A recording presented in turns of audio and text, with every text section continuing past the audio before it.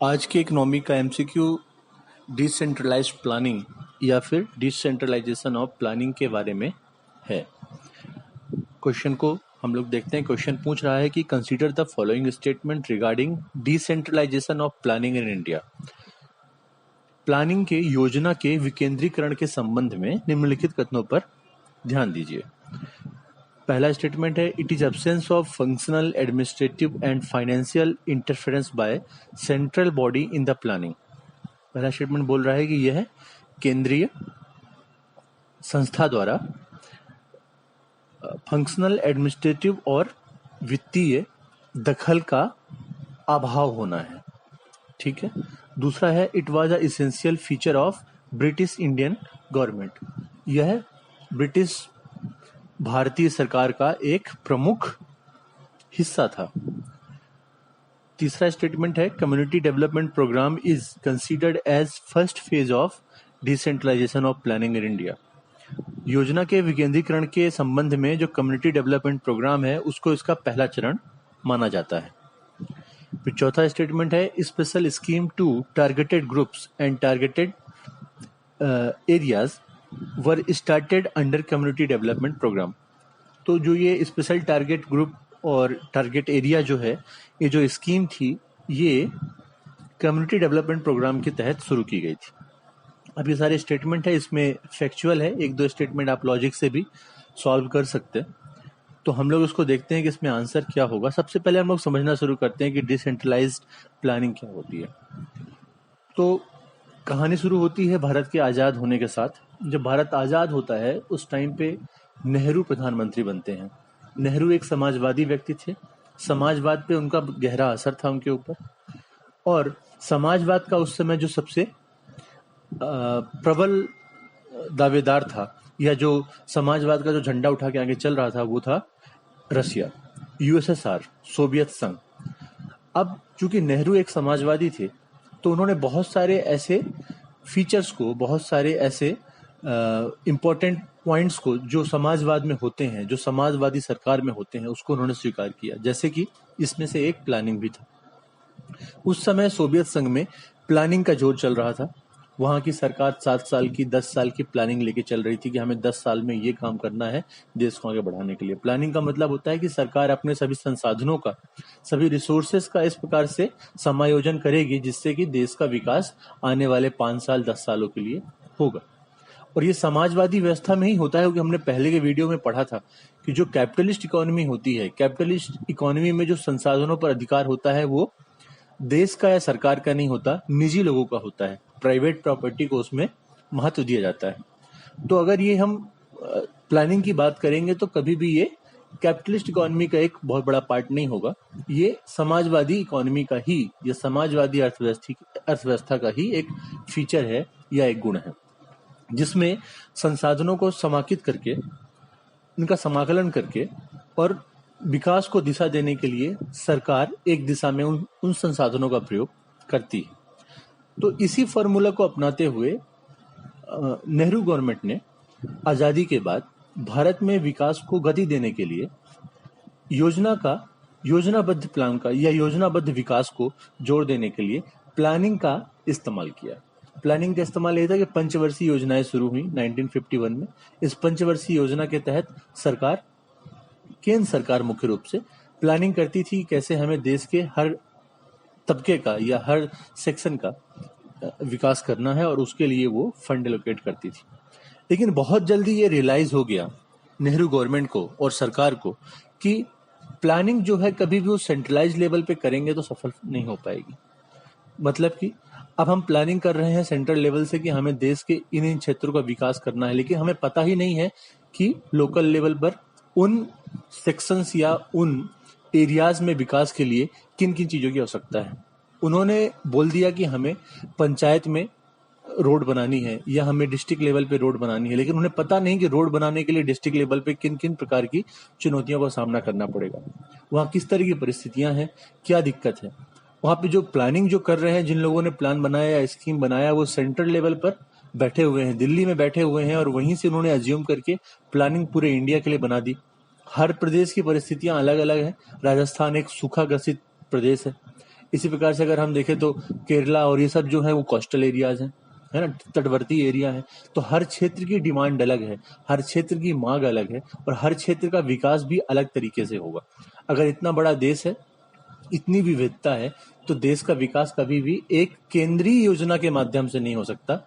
उसमें हमें विकेंद्रीकृत योजना या डिसेंट्रलाइज प्लानिंग को अपनाना पड़ेगा। ये सबसे पहले हमें महसूस हुआ जब हमने प्लानिंग कमीशन को स्टार्ट किया, जब हमने सबसे पहले प्लानिंग को स्टार्ट किया और हमने देखा कि जो हमारा ओरिजिनल जो हमारा मोटिव है कि लोकल लेवल पर डेवलपमेंट होना चाहिए और वहां पर विकास होना चाहिए, वो सब कुछ नहीं हो पा रहा है। तो इस प्रकार से decentralise planning can thus be defined as a type of planning where local organization and institutions formulate, adopt, execute actions and supervise the plan without interference by the central government. केंद्र सरकार के किसी प्रकार के हस्तक्षेप के बिना अगर लोकल लेवल पर योजनाओं को बनाया जाए, उनका क्रियान्वयन किया जाए और उसके क्रियान्वयन में उपयोग होने वाले फंड का भी इस्तेमाल लोकल लेवल पे किया जाए, तो इसे हम क्या कहते हैं? डिसेंट्रलाइज्ड। तो सेंट्रलाइज का मतलब केंद्रीकरण और डिसेंट्रलाइज का मतलब विकेंद्रीकरण। अगर शक्तियों का विकेंद्रीकरण हो रहा है, सेंटर से चारों तरफ अगर शक्ति फैल रही है, तो उसे हम क्या बोलते हैं? डिसेंट्रलाइजेशन बोलते हैं। अब देखिए evolution of decentralised planning in India. जो डिसेंट्रलाइज्ड प्लानिंग थी, जब हमें महसूस तो हो गया कि हमारे इंडिया में केंद्र को ये निश्चित नहीं करना चाहिए कि प्लानिंग क्या होगी या देश का विकास किस दिशा में होगा और उस संसाधनों का उपयोग कैसे होगा। इसके लिए हमें लोकल लेवल पर, डिस्ट्रिक्ट लेवल पर, विलेज लेवल पर, ब्लॉक लेवल पर, स्टेट लेवल पर हमें ये लोगों को डिसाइड करने देना पड़ेगा कि वो कैसे अपना विकास चाहते हैं। तो इसकी शुरुआत कैसे हुई? सबसे पहले आया द कम्युनिटी डेवलपमेंट फेज, जिसमें हमने कम्युनिटी डेवलपमेंट प्रोग्राम को शुरू किया।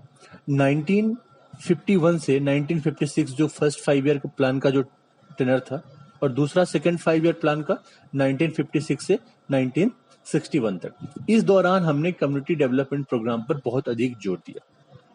लेकिन हमने ये सिस्टम शुरू कर दिया था कि हम सेंट्रल से और लोकल लेवल तक प्लानिंग को पहुंचाएंगे, लेकिन हमारा जो अप्रोच था अभी भी वही था, टॉप टू डाउन।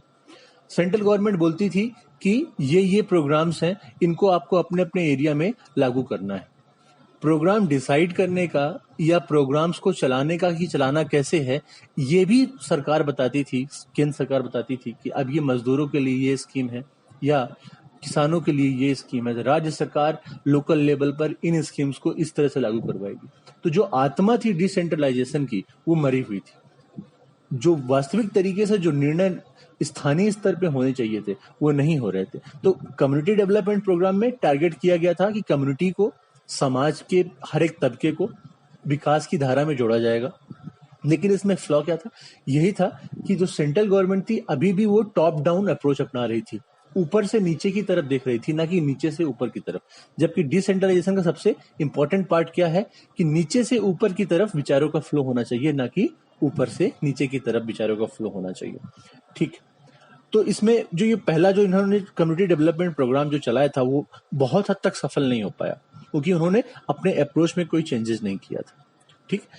तो इसी चीज को 1961 के बाद जब सरकार को लगा कि जो कम्युनिटी डेवलपमेंट प्रोग्राम है वो पूरी तरह से सफल नहीं हुए हैं, तो इसकी स्टडी करने के लिए कि इसकी असफलता का कारण क्या था, ये किस हद तक सफल थे और अगर सफल नहीं थे तो इसका विकल्प क्या हो सकता है, इसके लिए सरकार ने एक बलवंत राय मेहता कमेटी का गठन किया था।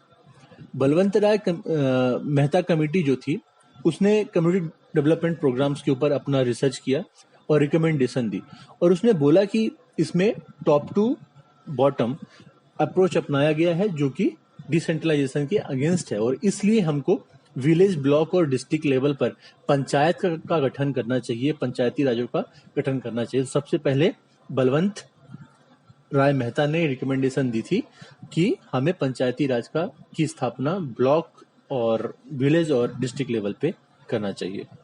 ठीक है। और इस फेज को जब इन्होंने इस तरह का रिकमेंडेशन दिया और उसको मान के सरकार ने कुछ कुछ लेवल पर ये सारी चीजों को, पंचायती राज को शुरू किया। इस फेज को हम क्या कहते हैं? द पंचायती राज फेज कहते हैं। तो पहला फेज क्या था हमारा डिसेंट्रलाइजेशन प्लानिंग का? Community development phase. उसमें हमने कम्युनिटी डेवलपमेंट प्रोग्राम शुरू किया था। उसमें प्रॉब्लम क्या थी, टॉप टू डाउन हमने अप्रोच अपनाया था जो कि गलत था। फिर इसके बदले में बलवंत राय मेहता कमेटी ने जो सुझाव दिया था उसके आधार पे हमने क्या किया, पंचायती राज इंस्टीट्यूशंस की स्थापना की और उनको हमने सेकेंड फेज को हम क्या बोलते हैं, पंचायती राज फेज कहते हैं। इसमें हमने क्या किया, 3 लेवल पर, विलेज, ब्लॉक और डिस्ट्रिक्ट लेवल पे हमने पंचायती राज को स्टार्ट किया और कुछ कुछ पावर देनी हमने शुरू की। लेकिन प्रॉब्लम ये थी कि ये यूनिफॉर्म नहीं था। हमने ये तो माना कि विलेज, ब्लॉक और डिस्ट्रिक्ट लेवल पर पंचायती राज होने चाहिए और ये पंचायती राज जो है वो डिसीजन लेने चाहिए, डिसेंट्रलाइजेशन ऑफ पावर होना चाहिए, फंक्शंस इनके पास पहुंचने चाहिए, फाइनेंशियल पावर इनके पास होनी चाहिए। लेकिन ये यूनिफॉर्म नहीं था। इनमें लगातार कहीं पे तो इनकी स्थापना हुई पंचायती राज इंस्टीट्यूशंस की इन लेवल पर, कहीं पर नहीं हुई। ये मैंडेटरी नहीं था कि यहाँ पे पंचायती राज की स्थापना होगी ही या इसका टेनर इतना रहेगा, इसमें कौन लोग भाग लेंगे, ये काम कैसे करेगा, कोई निश्चित पैमाना नहीं था। अपने अपने हिसाब से राज्य सरकारें इस पे काम कर रही थी, कहीं पे हो भी रहा था और कहीं पे नहीं भी हो रहा था। तो यूनिफॉर्मिटी की कमी थी, रूल्स एंड रेगुलेशंस की कमी थी, डायरेक्शंस की कमी थी, कोई गाइडलाइन नहीं थी, कोई पैमाना नहीं था। तो इन सब चीजों के अभाव में जो इसका जो ये लागू हो रहा था पंचायती राज, वो बहुत ही ऊपरी स्तर पे हो रहा था और बहुत गहराई तक इसका असर नहीं दिख रहा था। इसके बाद क्या हुआ कि लोगों का ध्यान पंचायती राज के ऊपर से उठा, क्योंकि जिस तरह के प्रतिफल उनको चाहिए था, जिस तरह का परिणाम उनको चाहिए था, वो पंचायती राज से नहीं मिल रहा था। तो हम देखते हैं कि जो चौथी और जो 5वीं पंचवर्षीय योजना है, ये 4th and 5th 5 year plan जो था, उसमें स्पेशल प्रोग्राम फेज के रूप में उसको हम जानते हैं। ये जो पूरा दौर था उसे हम क्या कहते हैं, स्पेशल प्रोग्राम फेज। इसमें क्या था कि अभी तक जो सेंट्रल गवर्नमेंट है वो स्टेट गवर्नमेंट और लोकल गवर्नमेंट को प्रोग्राम को चलाने के लिए पैसा दिया करती थी। जैसे मान लीजिए कि एग्जांपल के लिए उन्होंने बोला कि किसानों के लिए या मजदूरों के लिए ये स्कीम है और इस स्कीम को चलाने के लिए मान लीजिए 500 करोड़ की जरूरत पड़ेगी, तो सेंट्रल गवर्नमेंट ये 500 करोड़ रुपए स्टेट गवर्नमेंट को देती थी और बोलती थी आप ये स्कीम लागू करिए। एज सच स्कीम कौन डिसाइड कर रहा है, सेंट्रल गवर्नमेंट। केंद्र सरकार निश्चित कर रही है कि योजना क्या होगी, योजना को चलाने में लागत क्या होगी और उस योजना की जो लागत है उसको पैसा भी हमें कब ट्रांसफर करना है, ये केंद्र सरकार ही डिसाइड कर रही थी। और इस फॉर्मूला के चलते जो डिसेंट्रलाइजेशन का जो पूरा फॉर्मूला था वो फेल हो रहा था, क्योंकि प्लानिंग भी लोकल लेवल पे होनी चाहिए, फंड का एकत्रीकरण भी लोकल लेवल पे होना चाहिए और उसका इस्तेमाल भी लोकल लेवल पे होना चाहिए, तभी हम डिसेंट्रलाइज्ड प्लानिंग को सही तरीके से लागू कर रहे हैं। तो हुआ ये कि जो ये स्पेशल प्रोग्राम फेज था, ये चौथी और 5वीं पंचवर्षीय योजना के दरमियान इस पे ये डिसाइड किया गया, गडगिल फॉर्मूला इस टाइम पे निकल के आया।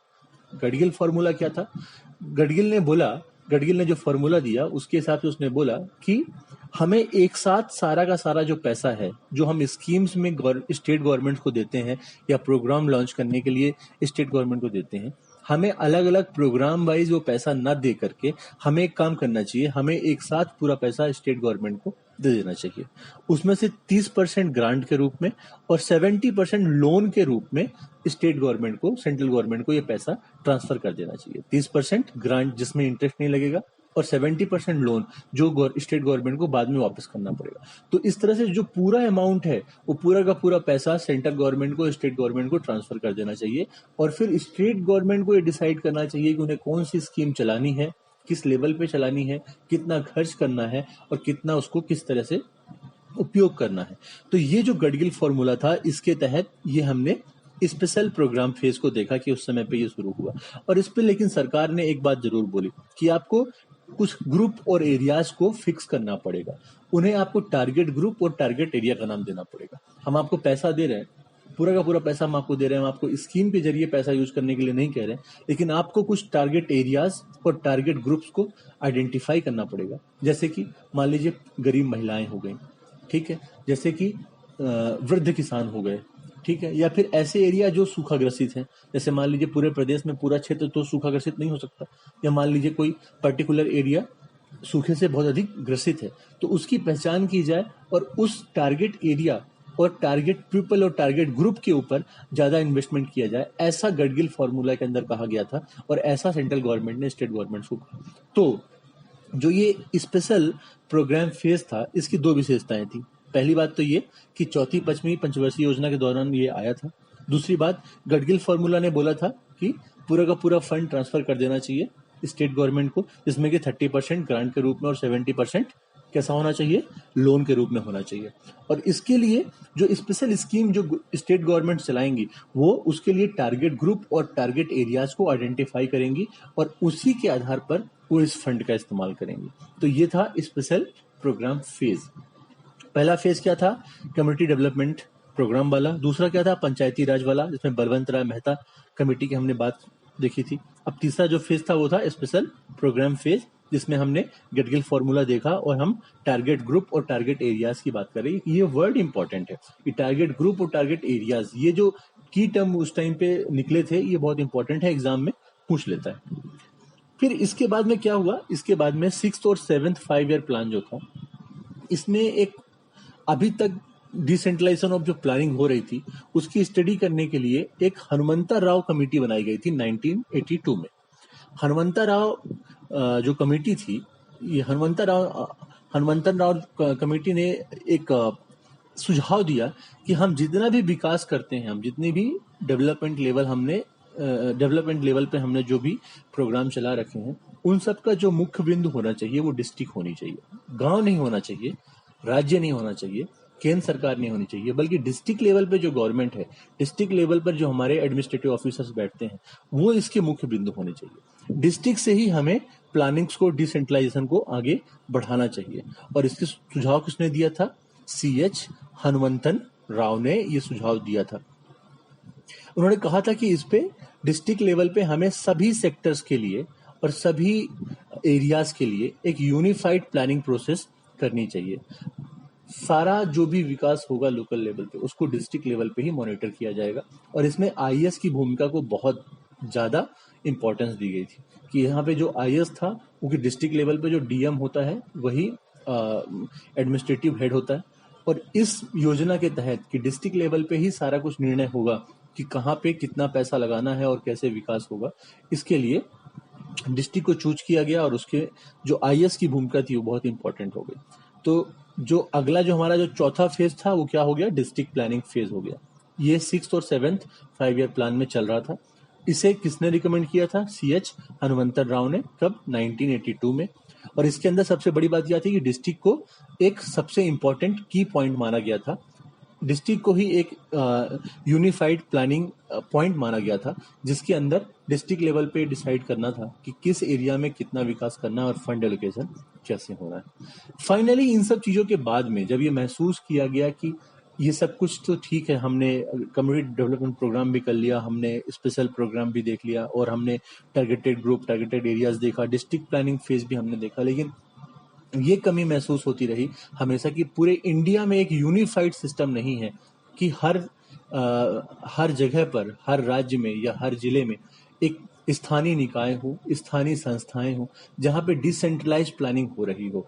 और ये केवल एक दो जगह पे या एक दो राज्यों में या एक दो शहरों में ना हो, पूरे हिंदुस्तान में पूरे हर छोटे से छोटे लेवल पर इस तरह की प्लानिंग हो रही हो। और इसको जोर देने के लिए गवर्नमेंट ने क्या किया, पंचायती राज इंस्टीट्यूशन को उन्होंने कॉन्स्टिट्यूशनल यूनिट का दर्जा दिया। और 73rd अमेंडमेंट आप लोगों को पता है कि 1993 में आया था। 73rd अमेंडमेंट से इन्हें संवैधानिक दर्जा प्रदान कर दिया गया और ये अनिवार्य कर दिया गया कि हर राज्य में 5 वर्ष में पंचायती राज्यों के लिए चुनाव होंगे। और इन पंचायती राज चुनावों के लिए बहुत सारे नए कानून और नियम, देखिए नियम कानून रूल्स बनना एक अलग है और कॉन्स्टिट्यूशन में पूरी की पूरी जगह दे देना, क्योंकि कॉन्स्टिट्यूशन जो होता है वो सर्वोच्च विधान होता है किसी भी देश का। और अगर कॉन्स्टिट्यूशन में अगर जगह दे दी गई है पंचायती राज को, इसका मतलब ये कि वो बहुत अधिक मैंडेटरी हो जाते हैं और उनको अब जो उनके जो रूल्स रेगुलेशंस जो उसमें प्रोविजंस दिए हुए हैं, उसके अगेंस्ट कोई भी राज्य सरकार या केंद्र सरकार काम नहीं कर सकती है और वो मैंडेटरी हो जाते हैं। तो इसीलिए जो पंचायती राज थे उनको ये जो फेज था पंचायती राज जो हमने देखा था सेकेंड फेज में, उसको इन्होंने रिवाइव कर दिया। इसीलिए इस फेज को हम क्या बोलते हैं, पंचायती राज रिवाइवल फेज कहते हैं। इस टाइम पे पंचायती राज दोबारा से जीवित हो गए, पूरे जान और ताकत से जीवित हो गए। उन्हें कॉन्स्टिट्यूशनल दर्जा दे दिया गया और उनको और अधिक शक्तियां प्रोवाइड कर दी गई। यहाँ तक कि जो हमारी लिस्ट है सब्जेक्ट लिस्ट जो है हमारी इंडियन गवर्नमेंट की, उसमें से 29 सब्जेक्ट्स को पंचायती राज को ट्रांसफर कर दिया गया कि 29 सब्जेक्टों पर पंचायती राज ही काम कर सकता है, उन पे जो फंड का इस्तेमाल है वो पंचायती राज ही करेगा या पंचायत ही करेगी। तो देखिए, जो डिसेंट्रलाइजेशन था उसका एवोल्यूशन कैसे हुआ इंडिया में, धीरे धीरे करके कुछ कुछ पावर डिसेंट्रलाइज की जाने लगी और करते करते लास्ट में पंचायती राज के रूप में डिसेंट्रलाइजेशन को परिणति प्राप्त हुई। अब डिसेंट्रलाइजेशन को पंचायती राज इंस्टीट्यूशन कितना हद तक सफल कर पाए, ये एक अगली बार के वीडियो का एक विषय है। जब हम बाद में कभी पंचायती राज पे क्वेश्चन लेंगे तो हम डिस्कस करेंगे कि कहाँ तक ये सफल रहा कि पंचायती राज ने डिसेंट्रलाइजेशन ऑफ पावर्स को सही मान्यता प्रदान कराई। लेकिन अगर हम देखें कि डिसेंट्रलाइजेशन ऑफ प्लानिंग के डायमेंशंस क्या होते हैं, अगर सेंटर ने स्टेट लेवल पे या स्थानीय लेवल पे डिसेंट्रलाइजेशन ऑफ प्लानिंग प्रोवाइड करवाई है, डिसेंट्रलाइजेशन ऑफ पावर प्रोवाइड करवाया है, तो उसके डायमेंशंस क्या होते हैं।